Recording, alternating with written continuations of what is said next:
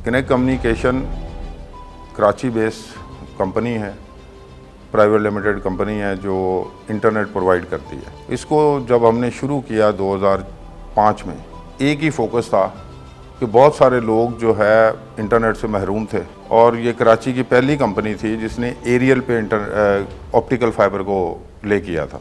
जब आप शुरू में कोई भी काम शुरू करते हैं उसमें टीम बिल्डिंग नहीं हो सकती, क्योंकि जो बंदा ज़ीरो से स्टार्ट करता है तो उसको लगता है मेरे अलावा किसी को पता ही नहीं है। मेरा पहला फोकस यही रहा है कि जो भी लोग हमारे साथ हैं शुरू से, तो वो आज भी अल्हम्दुलिल्लाह जो पहले दिन से थे वो आज भी हमारे साथ, लेकिन उनको कभी महसूस नहीं हुआ, क्योंकि वो जो शुरू से मुलाजिम होता है आपके पास, वो आपका एसेट होता है। मैं सुन रहा था बाबा इरफानुल हक को, तो वो कह रहे थे कि आपको मुलाजिम रखने का कोई हक नहीं है अगर आपका मुलाजिम आपके साथ साथ ग्रो नहीं करता।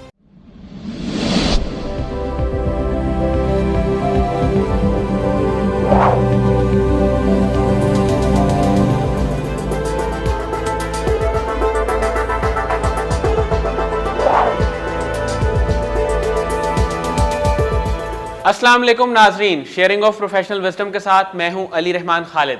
आज जो मेहमान हमारे साथ मौजूद हैं वो सीईओ हैं कनेक्ट कम्युनिकेशंस के।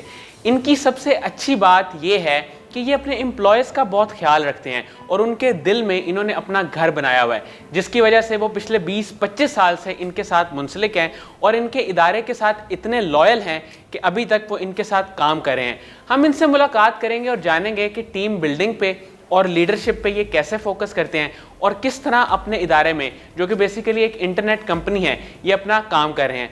और वासिफ साहब से इन्होंने क्या क्या सीखा वो भी हम इनसे इस इंटरव्यू में जानने की कोशिश करेंगे।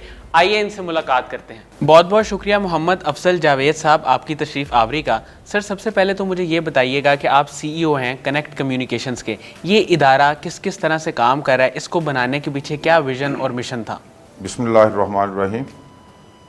Connect communication Karachi based company है, प्राइवेट लिमिटेड कंपनी है जो इंटरनेट प्रोवाइड करती है। एक आईएसपी है। इसको जब हमने शुरू किया 2005 में,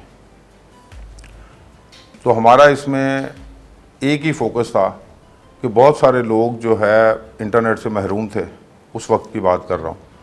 तो हमने ऑप्टिकल फाइबर में इंटरनेट को सर्व करना शुरू किया और ये कराची की पहली कंपनी थी जिसने एरियल पे ऑप्टिकल फाइबर को ले किया था।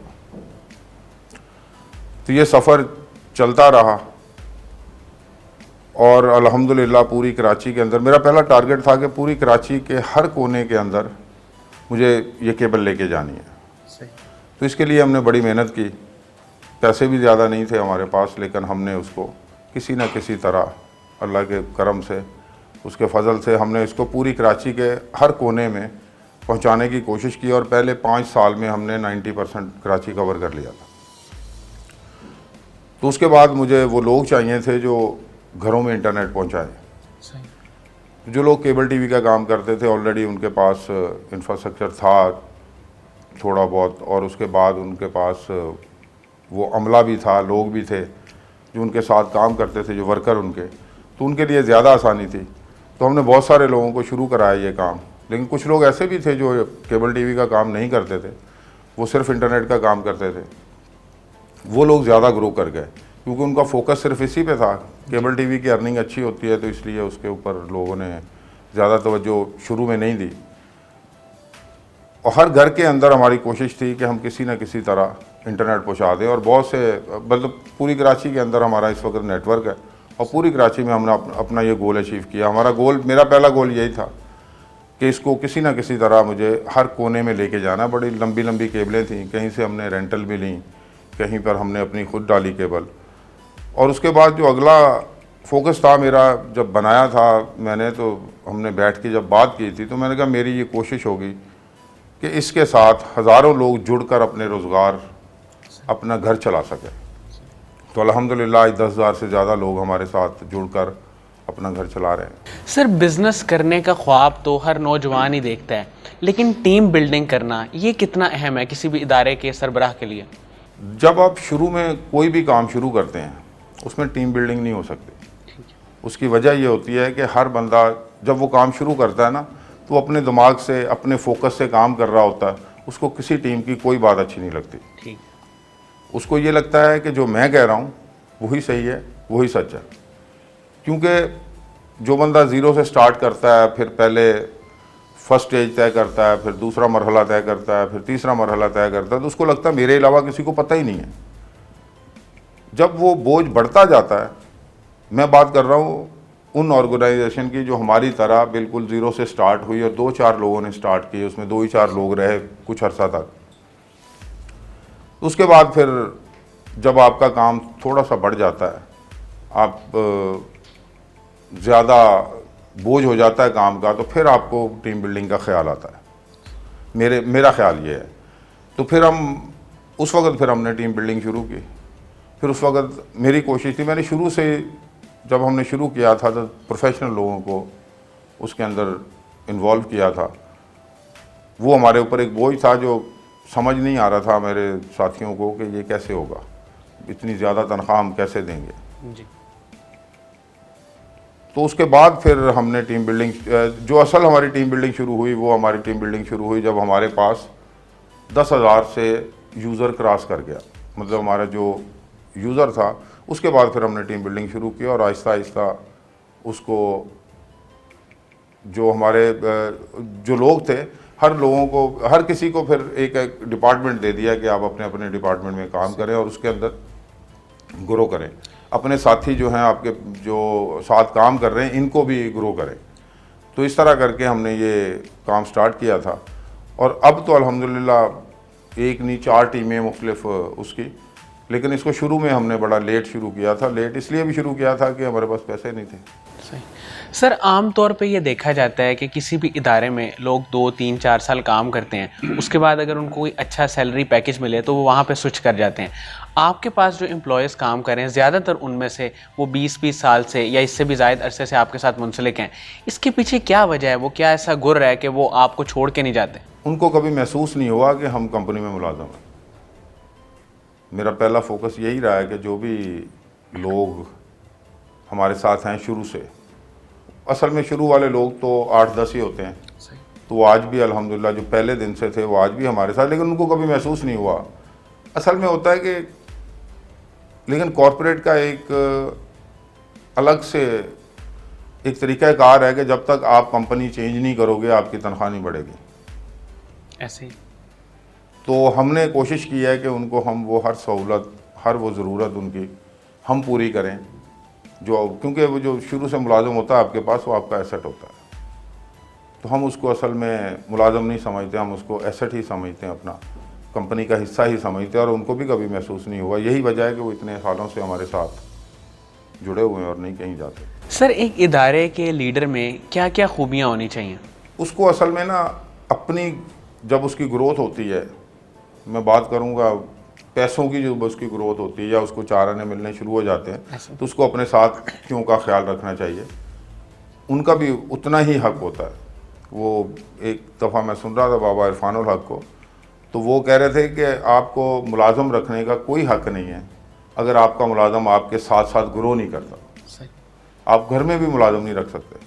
तो यही बात है कि हमने कोशिश की है कि हम शायद अपना उतना ख्याल नहीं रखते जितना अपने साथियों का, अपने मुलाजमों का मैं ख्याल रखता हूँ। और दूसरी बात यह है कि मैं कोई भी बंदे को हम जब हायर करते हैं तो बाकी तो टेक्निकल सवाल जो भी है वो अदारा डिपार्टमेंट करता है, लेकिन मेरा एक ही क्वेश्चन होता है उससे कि तुम्हारे घर का खर्चा कितना है।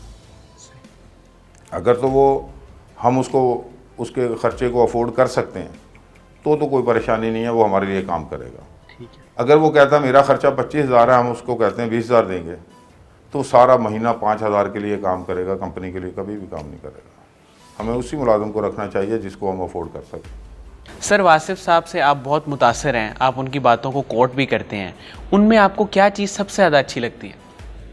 वो जब बात करते हैं तो ऐसा लगता है कि जैसे वो आपके सामने बैठे हैं।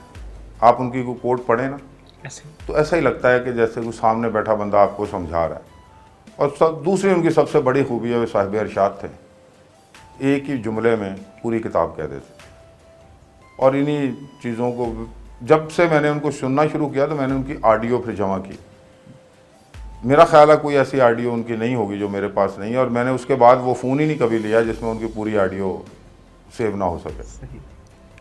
तो मेरी रूटीन थी, रात को मैं सोते वक्त जो है ना एयरफोन हेडफोन लगा कर मैं बस सोता था उनको सुनते सुनते। मेरा ख्याल है 2 से 4 साल का अरसा जो है ना मुसलसल उनको सुनते ही सोया हूँ। तो बड़ा मेरी हड्डियों में, मेरे दिल में, मेरे अंदर इस तरह रच बस गए हैं कि कोई भी मुश्किल आती, कोई भी मसला आता है तो मुझे सबसे पहले उन्हीं के कुछ ना कुछ कहा हुआ याद आ जाता, और मैं परेशान नहीं हुआ कभी आज तक। शुक्राने में ले गए असल में वो मुझे। सर मुझे ये बताइएगा कि कोई ऐसी बात उनकी जो आपने अपनी ज़िंदगी में बाकायदा इम्प्लीमेंट की हो, जो आपको लगा हो कि यार ये जो सबक है ना ये तो मुझे कहीं और से नहीं मिला लेकिन सिर्फ वासिफ साहब से मिला है, वो कौन सा ऐसा सबक था? वो ये है कि अपनी आमदनी से अपने खर्चे को कम रखो। ये उनका जो था, इसके ऊपर मैंने अमल किया ताकि आप अमीर हो जाओ। अपना ख़र्चा ज़्यादा रखेंगे अपनी आमदनी से तो आप सारी उम्र गरीब ही रहेंगे, और मैं कभी गरीब हुआ ही नहीं। सर कासिम अली शाह साहब के आपने लेक्चर सुने होंगे, उनके बारे में, उनके काम के बारे में आप क्या कहेंगे? एक तो वो वासफ साहब को बहुत कोट करते हैं जी।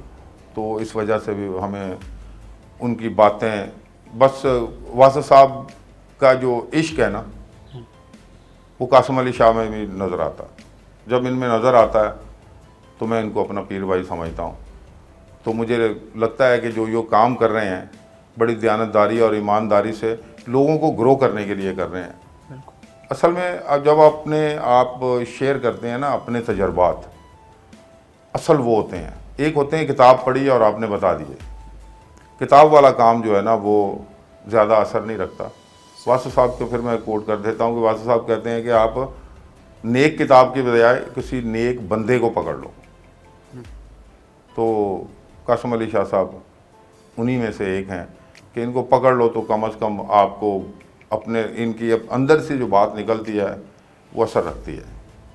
जैसे मेरे सामने लिखा है कि सोच बदलेगी तो पाकिस्तान बदलेगा, तो पाकिस्तान बदलने के लिए वो बड़ी मेहनत कर रहे हैं। बहुत बहुत शुक्रिया मोहम्मद अफसल जावेद साहब आपकी तशरीफ़ आवरी का। नाज़रीन मुझे उम्मीद है कि जो लोग इनके इदारे के बारे में और इनके काम के बारे में जानना चाहते हैं उनके लिए इंटरव्यू इंतहाई मुफीद साबित होगा। बहुत बहुत शुक्रिया, अपना बहुत ही ख्याल रखिएगा। अल्लाह हाफ़िज़।